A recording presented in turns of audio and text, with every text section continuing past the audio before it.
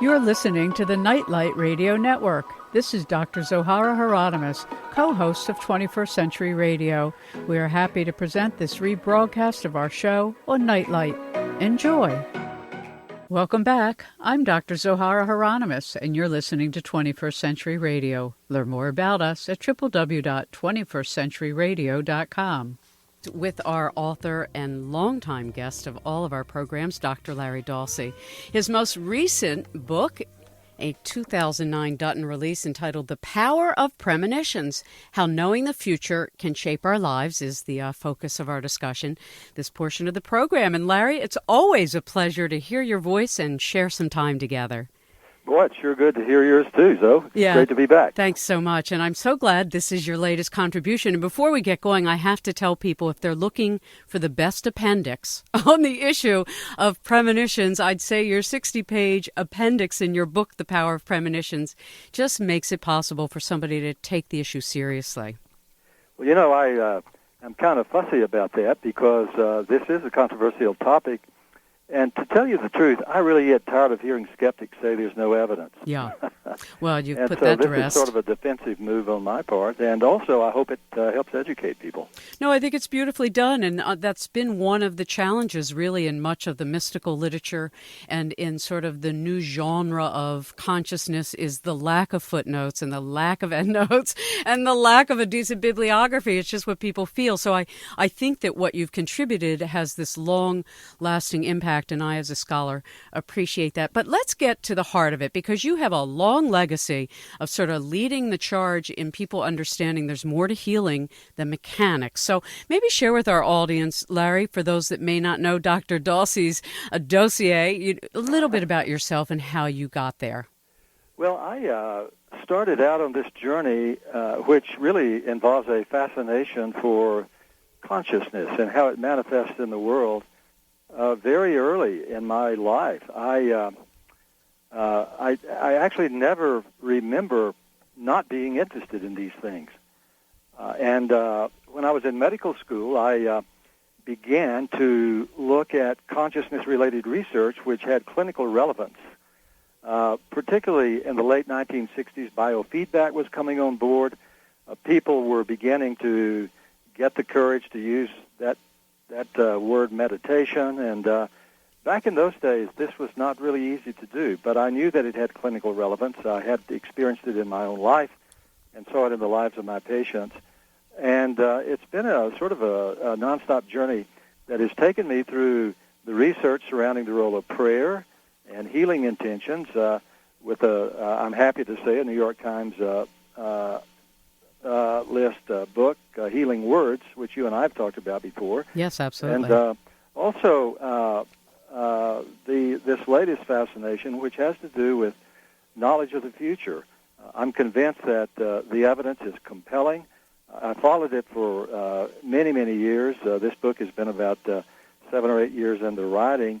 And I just thought that it was time, based on not just people's stories, though, but also the scientific evidence, I thought it was time to come forward and put my name on a book of this sort. When you look at, we, of course, on our programs all together, we've interviewed people like Rupert Sheldrake and David Bohm and, people who have really pioneered our not only our understanding, but our language with which we can have a shared and intelligent discussion about what actually is the field of consciousness that makes these things happen. How is it that a human can get information either through a dream or a feeling or a sensory awareness about their own future? So let's talk a little bit about the science, Larry, as both a physician and as a researcher and also a scholar, I have to say, about these fields. What are the outstanding elements that you think that give us hints about why the human is designed to do this and its role in our human, I guess one could say, our human experience? Well, I think most of the reasons that we are gifted with this ability these days has to do with their long evolutionary history. I think we're by this time genetically endowed with a sense to be a little bit beyond ourselves in space and a little bit ahead of ourselves in time, which enables us to know the future, usually just in time to make a difference. And by making a difference, I mean this ability helps us survive. If you can imagine, early on in the history of our species, any organism that would have developed a little ability to see even slightly ahead would have a survival advantage. And this is just a hugely important concept in evolutionary biology. It would help an organism survive more frequently if he could anticipate upcoming dangers, and therefore it would be an advantage in procreation. And those are the two magic words, survival and procreation, from an evolutionary biological standpoint. And if this capacity developed in human beings, it would more than likely become genetically internalized, so that by now we are probably hardwired genetically for this ability. I must say we do a pretty darn good job of denying it. Yeah, or of suppressing it when it shows up in our culture, in our children, or in ourselves. If at the water cooler, who would dare say, I dreamt last night such and such, and this is what happened. And of course, your book, Dr. Dossey, The Power of Premonitions, is full of real-life, true stories, such as there's so many instances, and anybody who's followed it, in Sid's cases where parents have a hunch something's wrong with their children. Let's talk about this cultural divide between those of us who know and experience premonitions, or at least have faith that they're possible, and those who deny its relevancy, and the cost to individual life and society due to that. Well, I think the cultural divide splits pretty much along the materialists and those of us who think that there's something more than just the stuff of the body and the brain. If a person believes, as is the mantra now throughout most neurological sciences, that consciousness is just pretty much the same thing as what's going on inside the brain, then, there's no place for premonitions. You rule them out from the get-go. The reason people do that, the reason they rule them out, is because the brain can't go wandering into the future and access information and bring it back to the present. It stays put on your shoulders. So this idea with which young people, including myself when I was coming along in college and university and medical school, we're dragooned with that idea, so that by the time we get into our professional lives, then there's just no place for acquisition of knowledge from the future. We know ahead of time that it's theoretically implausible, and therefore, to heck with any evidence to the contrary. I think that's the major divide. And I was going to say, I'm sorry to cut you short there, is John Peterson of the Arlington Institute, who makes a profession of advising our government and military, has very much focused on the future, and he's looked at how we guesstimate. And so that's a sort of rational science about collecting information to guesstimate the future. What you're talking about, though, is something that almost spontaneously comes to us, though I think many of us have found there's a conditioning of that field, both in the person's belief system, in the quietness of their mind. And I also think there's a level of humility that goes along with it. And certainly the history of prophecy shows us, and this is an element of it, that prophecy was for the particular purpose of either averting a natural disaster, a national calamity, or for bringing people back to unity consciousness. So I'd like to pick up on that theme of why it is that this temperament for exclusivity and a sort of tendency or desire for inclusivity might have something to do with who has these premonitory experiences and who doesn't.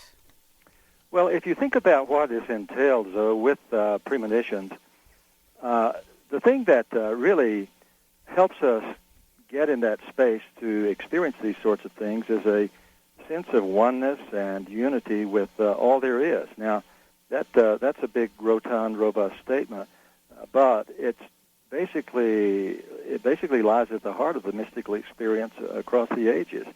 Now, the ability to know what's going on with someone else, such as the situation you've already mentioned, the mother-child bond, or the mother-child archetype, as Jung called it, entails a oneness and a unity between mother and offspring. And if you look at the themes, the great themes that run through premonition stories, this is the most common one of all, the mother-child relationship. But it doesn't stop there. Premonitions about someone else's predicament or the impending problems for another problem which people pick up on in terms of premonitions also occur very frequently, not just between parents and children, but also between lovers, between siblings, particularly identical twins, and very, very close friends. I happen to think that you cannot understand the landscape of premonitions without really making a place for bondedness, unity, oneness, empathy, altruism, all of those words that connote the breaking of boundaries between different individuals. And when you describe it, so I'm sitting here thinking, all right, so our bodies are receivers and our souls amplify what it's received and our mind interprets. And oftentimes the mess up is not that the body hasn't worked as the proper antenna and the soul hasn't amplified the message. It's the mind gets in the way of interpreting. And that's what Ingo Swann has always said about remote viewing and all things of sort of what he calls bio-mind superpowers, which premonition is part of. So share with us, for instance, I mean, there are instances like in random generator experiments that we've talked about on the program where people seemingly, though in incoherent state, are actually very coherent in what's happening at a subconscious level. Before 9/11, there were people having dreams, premonitory dreams of what's to come. So here we have an instance of these antenna folks coming up with this information, but what do we do with it? Yeah, well, I'll never forget shortly after 9/11 when I was really tuned into trying to marshal evidence, stories about premonitions. I just decided one day to Google dreams of 9/11. I came up with 12 million hits. It's astonishing. I mean, I've spent days reading about these experiences that people have posted. Some of them were so moved by these things, they developed videos, and you can find some of these now even on YouTube. This is something we, I think, shamefully neglected before, and even after 9/11. Many people do not want to look at this, but I think we really ought to. I'll tell you one weird thing that came out of 9/11, which no one really has been able to explain without invoking premonitions. It's the fact that those four doomed planes, which most people seem to think were just, full of people, full of passengers, and all crashed, those four doomed planes were 80% empty on 9/11. That doesn't hold for just one of them. That includes all of them. So my hunch is, my intuition is that a lot of people unconsciously found some reason to not travel that day. And I think that they were tapping into this innate, often unconscious feeling that, that day traveling was just not right. There was just something wrong. They just didn't feel right about traveling that day.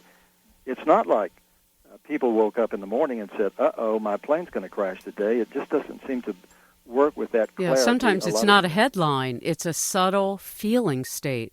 And there are cultures, certainly the indigenous peoples and many in our historic past, which understood the value and importance. And so the shamans, of course, were trained, and sometimes in your initiatory paths, you were asked to go out and seek your sort of spiritual identity, which I guess some could say this is part of.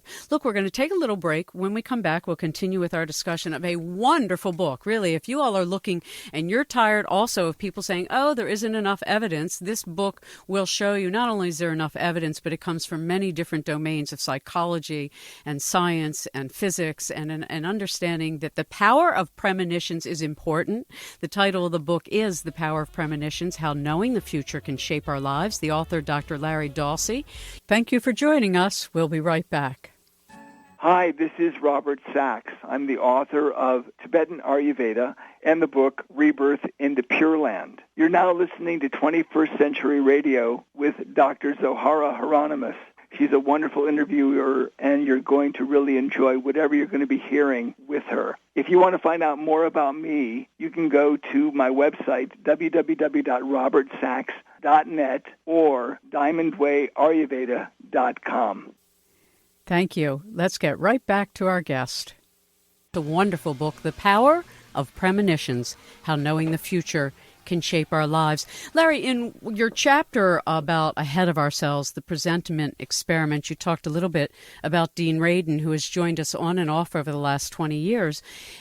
Share with our audience why you think his experiments were important and what they contribute to your ability to show the power of premonitions. Well, I want to say first that these aren't just Dean's experiments. By now, they've been replicated over 20 times by researchers all over the world, and virtually all of these studies are consistent. They point in the same direction. So let me take the listeners through this quite simply. You're sitting in front of a computer. You're a subject in this experiment, and you're wired up to have some sort of physiological measurement made on you. It could be the electrical conductivity of your skin. It could be your heart rate. It's often the diameter of your pupil, which changes very quickly in response to stress and can be measured with great accuracy. So you're sitting in front of the computer and having these measurements made, and the computer is going to show you an image which will be one of two types. It will either be an image of a beautiful, serene scene from nature, maybe a scene at the beach or something like that, or it will be a violent, gruesome image, such as perhaps an autopsy or horrible trauma, the sort of thing that would make most people just turn away instinctively. So you don't know what's going to show up, and the computer early on doesn't even know. It's going to make this choice randomly. No one involved with the experiment knows what this image is going to be. So here's what happens. A few seconds before this image is randomly chosen and shown to you on the computer screen, your body begins to change. This physiological measurement will really become extreme if what you will see in the future is going to be the violent image, but much less change will be registered if it's going to be a serene image. And here's the thing. How in the world does your body know what's going to take place in the future? No one knows that. The computer hasn't even selected randomly this image. But somehow, seconds before the computer makes its choice and shows this to you, your body knows and responds. This is some of the most compelling evidence I can imagine about an innate, inborn premonition sense. And it has this about it also. You aren't aware of this. Your body responds on its own. This is also not just evidence, therefore, of a premonition sense that's built in, but of an unconscious aspect of premonitions. Exactly, so that when we actually tap into how to make use of these capacities and to cultivate the conditions for them, which is certainly what prophecy is about, which I studied for a number of years and wrote a book about in terms of the female prophets of ancient Israel. And I found it so interesting that the conditions first involved this humility of kind of emptying out the ego, which Swan and others would say, emptying out the expectation. And then there was this thing of surrendering the body to the impulse or the energy of the image itself and being able to hold it. It was so interesting, Larry, because in prophecy they would say one of the qualities required of a prophet was courage, right, which is basically the ability to stand up for what you've seen. And I'd say this to anybody who has a premonition: have the courage to believe in yourself. And another was a capacity for deep imagination. Share with us this element of the imaginal mind and its ability to receive images, and then our ability to have faith that they mean something. I think the person who was most explicit on this point during the 20th century was the great Swiss psychologist Carl Jung. He didn't just merely talk about consciousness. He divided it up into several levels and layers. And the most obvious layer is the one that most people refer to about consciousness. It's personal awareness. But below the level of personal awareness is the personal unconscious. And below the level, going even deeper, below the level of the personal unconscious, was what Jung called the collective unconscious. He talked about how this was so-called relativized in space and time. It wasn't confined to the future or the present or the past. It was all at once. And also he said that there were no spatial constraints here. Mm-hmm. So this is the level, I think, where people tap into when they have these jaw-dropping, eye-popping premonitions, when they do legitimate prophecy, And I think you're absolutely right about emphasizing this issue of getting the ego out of the way, because the enemy of premonition proneness is the attempt to control and manipulate this stuff. I think it's sort of like Jung once said, you can't demand it, you can't control it. It doesn't work that way. We have to get down on our knees, he said, give thanks to the universe for whatever the universe decides to present to us. And I think that's right on.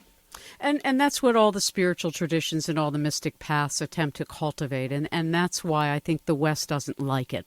Because the West, being born of materialistic science, is all about the ego and all about our proclamation of control of the shared natural resources and the atomic energy and whatever it is. It has been so ego-driven. So to me, books like yours and so many of the other wonderful guests we've profiled in all our shows are showing us that there's a new humanity arising or reawakening to something that we have had with us throughout humankind's history. So I'd like to look at that for a moment, because one of the things you've written about, Larry, besides all the wonderful examples, and I almost don't want to give them away because the stories are so much fun to read, but you do point out that vivid dreams is one role that these kind of premonitions happen in, but there's also people in the business world who use premonitions, and it's different than simple hunches. And I'd like for a moment if you could qualify in what way a premonition differs from something somebody would say, well, that's just a common feeling, a hunch about something. Right. Well, there is a quality to premonitory dreams that really sets them apart from ordinary dreams, and I think from this thing that people refer to as intuition or just hunches. The term that people use to describe these premonitions in dreams that turn out to be true is the term numinosity. They say they're numinous, by which they often say they're realer than real. I mean, these are impressions that just sort of sometimes knock you in the stomach. They're so vivid. I remember once having a premonitory dream my first year in medical practice that was, at that time, the most vivid dream I thought I'd ever had in my life. And within 24 hours, it was replayed in precise detail. So these things are, the word vibe or a hunch or intuition just doesn't carry the impact that many of these premonitory experiences have. When you look at the many stories you've collected, and again, we see instances of collective premonition, individual premonition, twins premonitory simultaneity.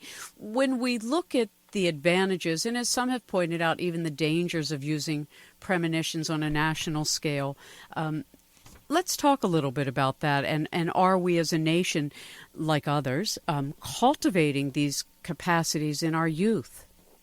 Well, this idea that we might be able to use premonitions on a national scale for the common good, and, for example, predicting terrorist attacks or natural disasters and so on, is just a fascinating subject. I don't know if we're up to doing that or not. I think we have a way to go. I think based on the fact we can't really even candidly talk about UFOs, you might be right. Well, I think back to the predictions via conventional intelligence about Hurricane Katrina. Mm-hmm. Our government didn't do, to put it mildly, a very good job of listening to conventional intelligence. I mean, all you had to do was watch the Weather Channel to know what was going to happen, and we even ignored that at the national level. I don't know if we would listen to anybody's premonitions or not.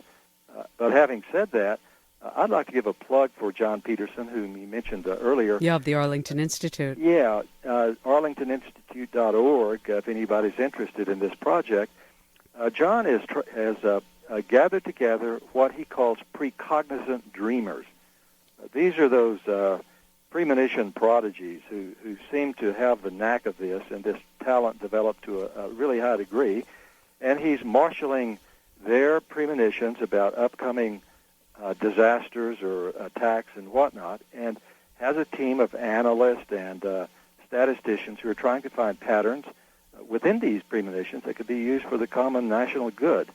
He also has on this website, Zoe, a place where people, listeners, can enter their own premonitions and do so privately.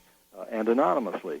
So all this information goes into a huge database that's analyzed, and attempts are made to find meaning and predictive abilities here. Yeah, his wonderful book, I think it was called Out of the Blue, as I recall. A number of years ago, we did that a few rounds on that work. If people want to have some fun with this and also contribute possibly to the national security and the common good, they can just have at it by entering their premonitions on that website. Well, that's great. www.arlingtoninstitute.org. And I agree with you. I think John has just stayed the course on something so eminently significant to actually utilize this consciousness capacity in a real material way that makes a difference, and a demonstration. And I think the remote viewers, Ingo Swan and all of those guys at the SRI, Stanford Research Institute, long ago, the lab originally, have done something so important. And then when Edgar Mitchell sort of took that into space and brought it home again and has continued to sort of speak out there, it's nice, to see this mature guard actually talking publicly. I couldn't agree more. And I'm glad you mentioned the remote viewing region or domain, because that's another area of evidence that should be added to the presentiment studies. At the Princeton Engineering Anomalies Research Laboratory, where they have done over 300 remote viewing experiments, the receiver in these experiments gets the information up to a week before it's even sent. And so they have dubbed these experiments not just remote viewing studies, but precognitive remote viewing studies. Exactly, and I know Russell Targ, when he recently joined us, we were kind of joking around how he showed up to teach this one day and forgot to bring the statuette he was going to bring and just showed them the image. So while we're talking about it, I drew the image that he brought to them, and I said, oh, it looks like a merry-go-round, a flywheel, a free energy device. It turned out to be the Hindu goddess of Shiva.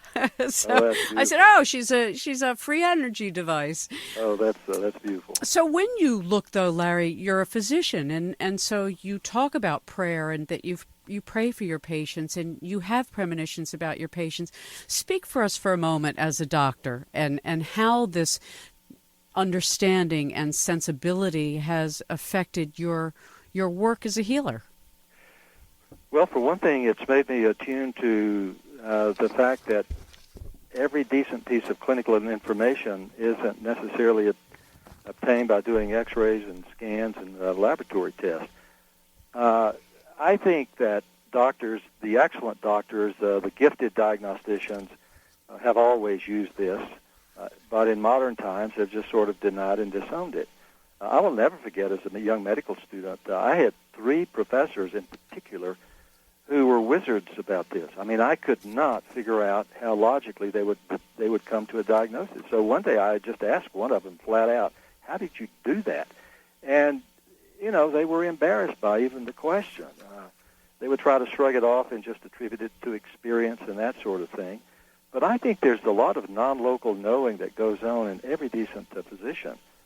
I had an interesting experience last fall when I gave a talk to several hundred doctors at a Harvard Medical School sponsored course in update in internal medicine, which was continuing medical education approved, and they wanted to hear something a little different from me this year, and so I decided to talk to them about consciousness and premonitions, and so they wanted to know about my premonitions, and so I just told them, thinking that, boy, they're going to run me out of the room now, but the exact opposite thing happened. They began to tell me their premonitions. Mm-hmm. One woman, though, stood up, female internist, and she said, I get numbers. She said, I see numbers in my dreams. She said, I see the exact laboratory values of my patient's lab tests before I even order them.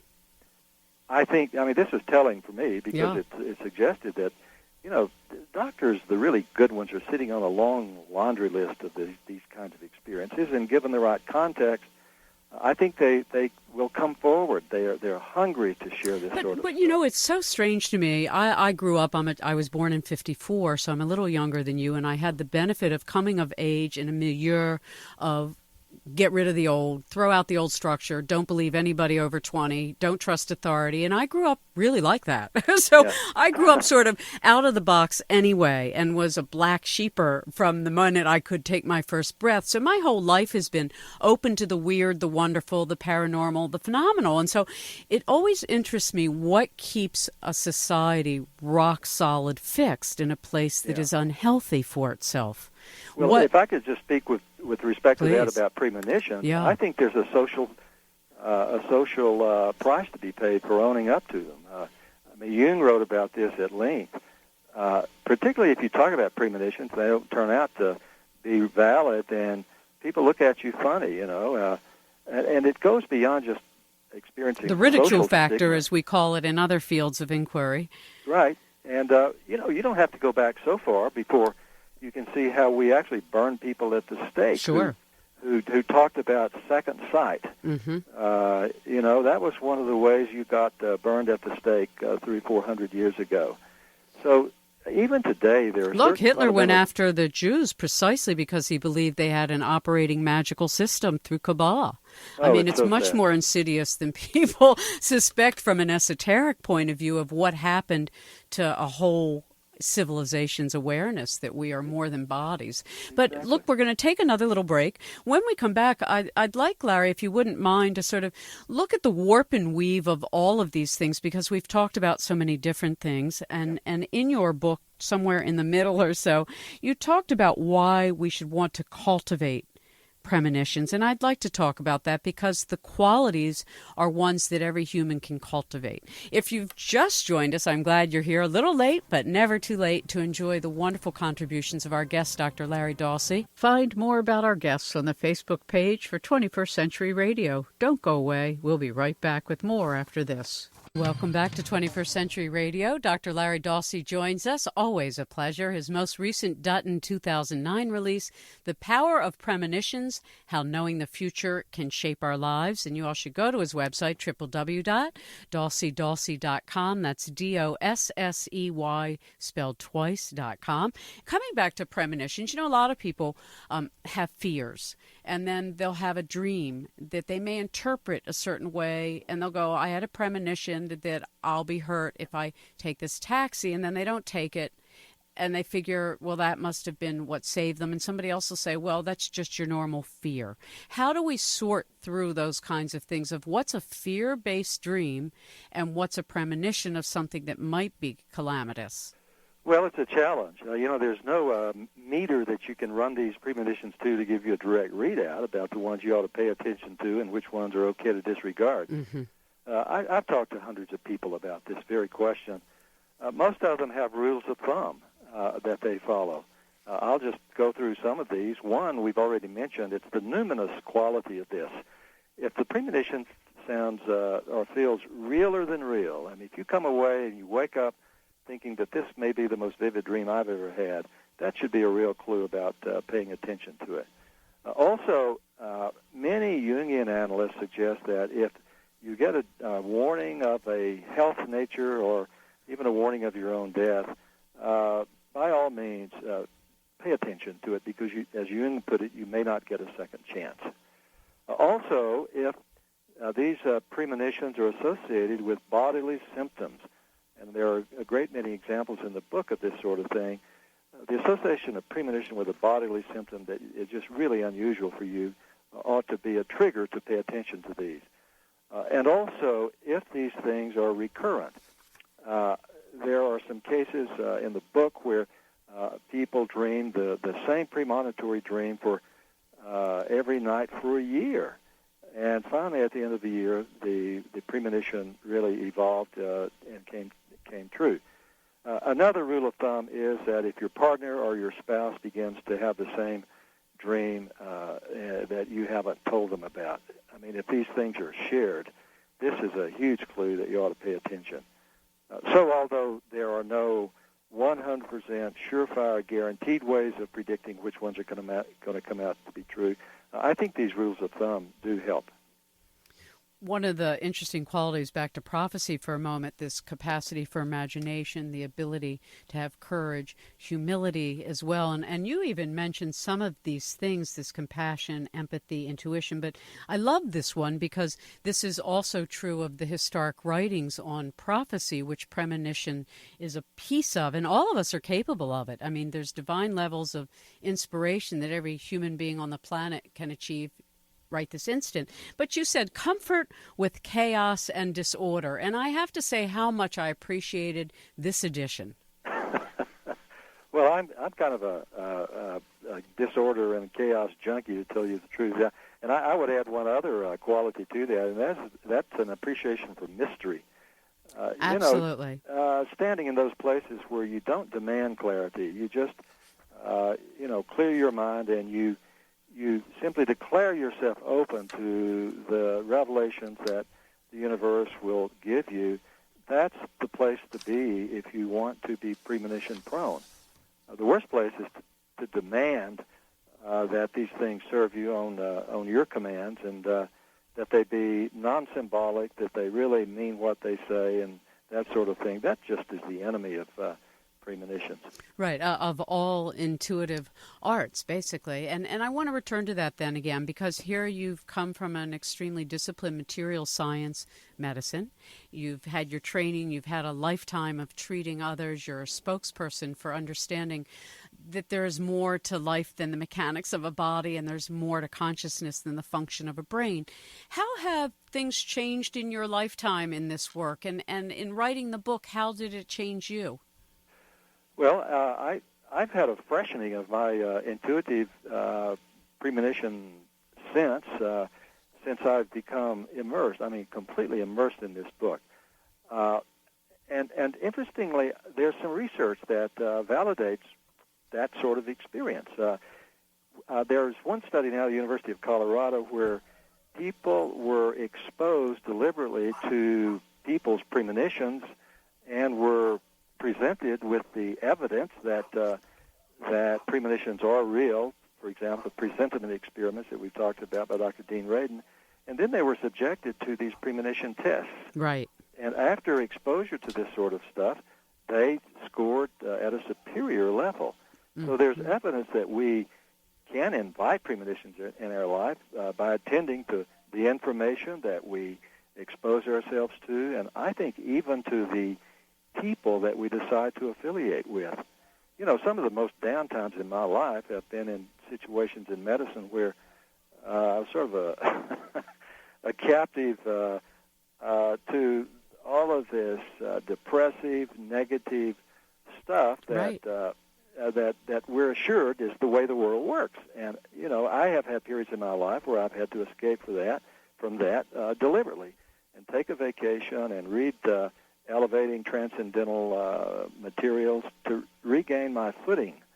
So I think that we should pay attention to who we consort with and the information that we expose ourselves to. It can make you more premonition prone if you do it in the right way. No question about it. I remember in one of my discussions with the Spindrift Institute when they were recounting the mung bean and other experiments, and the Klingbeils, I think were their name, a father and son who have both since passed on, and they were talking about that the prayers that worked the most were the ones that said, "Thy will be done." Yep. It wasn't about, oh, fix Aunt Jane, or, you know, gosh, get me a new job, or find me a husband or a wife. It was, dear Lord, thy will be done, you know, bring me to the best divine order. And so in looking at this paradigm shift that is actually becoming part of our culture, which is such a thrill. I mean, Dr. Bob and I, like yourself and so many of us, have been so far out on the edge for so long, and now it's on TV. Yep. You know,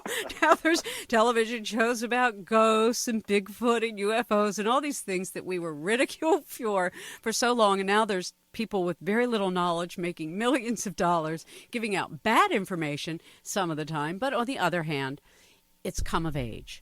So when we look at when things come of age, I have a hunch of my own. You know, as a broadcaster covering foreign affairs, I used to get information through my dreams about world affairs. And so people developed this refrain of Zoe right. I was constantly predicting the future 5 and 10 years out, not because I'm a historian and not because I'm an economist, though I had to be in all those fields. It's because I'm a lucid dreamer and a meditator. And so one time when I told a story about these Stinger missiles being on the open market in Zagreb, Croatia, and the war there was all about the uranium mines, I got a call from the military wanting to know who was feeding me information, and they came and visited, and I had to explain that I was getting information from my dreams and intuition, that I see patterns, and I just put them together. So for a person in the listening audience who says, yeah, I'm a pattern watcher too, and I see things, how can an average person listening make intuition, make premonitions a great joy in their life? Well, there are ways to invite them, and I want to emphasize this term invitation. We can set the stage for them and invite them into our lives, but we can't compel them. So that's the major precaution that we ought to keep in mind, I think. Beyond that, if people wanted to adopt one behavior or a discipline that would make them more premonition-prone, it would have to be meditation. You just mentioned that you were a meditator. That's not accidental, that you have this highly developed facility and that you meditate. Dean Radin, in his online precognition tests, which have now been taken by millions of people in practically every country from all over the world, has correlated people's psychological and behavioral characteristics with their success on these tests. The behavior that floats to the top, and this is not even close, there are no close contenders, is meditation. So it just simply involves a discipline where we sit down, clear our minds, empty our minds, and in gratitude and humility ask the universe to present these things to us. One of the things about prayer, and we've done many, many shows over the years about the power of prayer and the inner technology of prayer, is this ability to know that each of us is part of something much bigger, but that it is a oneness in it. And from my experience, Larry, over the years, when I was covering foreign affairs, I got very angry. I was an angry activist to begin with. I just became angrier until the fire burned me up. It really did. And I thank God for it, because then I had this experience of the Creator directly and went and studied prophecy and had this wonderful last 7 or 8 years of this work that hasn't been covering the world. And I find a different kind of peace. And yet at the same time, I understand, and I think the reason I bring it up is that when you mentioned there are times you need to take a break from the engagement in community and direct service, that's what I had to do too. Yeah. And I think our culture oftentimes doesn't let people see the importance of that. Somehow or other they feel that it's a failure. And I'd just like to say that it's a really important ingredient to wellness. I couldn't agree more. Also, I'd like to add that when some people experience these very vivid premonitions that come true, they often experience an epiphany. And I think this is so instructive. A lot of people, for the first time, sense this oneness and unity with all things through time that's implied by a valid premonition, and their lives just seem more powerful and complete and meaningful. So I think there are all sorts of spiritual implications of premonitions, though, that go far beyond their practical benefits. Well, in yet another blockbuster book of yours, you have made just a magnificent contribution to the field, not just because it's you, though it is you. And I want to thank you for the precision and the clarity and the carefulness with which you documented your stories. Well, I'm glad to hear that, and I deeply thank you for it. Dr. Larry Dossey's book, again, The Power of Premonitions, How Knowing the Future Can Shape Our Lives, a Dutton 2009 release. Don't forget you can contribute your premonitions to John Peterson at the website www.arlingtoninstitute.org, and follow Larry as he trails around the country blazing new ways at www.dossey, Dossey, Dossey, spelled twice, dossey.com.